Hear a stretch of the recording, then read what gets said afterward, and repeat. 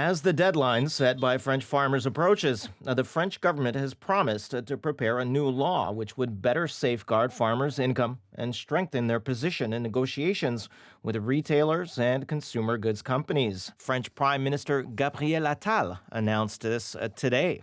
Les agriculteurs eux-mêmes. The farmers themselves have given us their trust. So, for 3 weeks, with my government, we have not stopped acting to live up to this trust with one slogan: we will not fail, we will not betray, we will step up to these responsibilities. Parfaitement lucide sur le fait que nos agriculteurs attendent de voir pour y croire.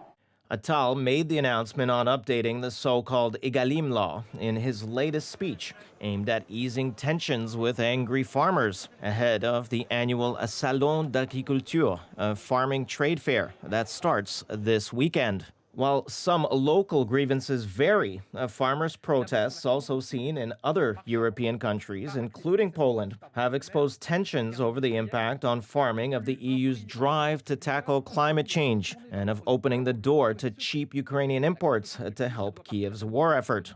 In France, farmers have largely suspended their protests following weeks of actions that included blocking highways after Attal promised new measures on February 1st.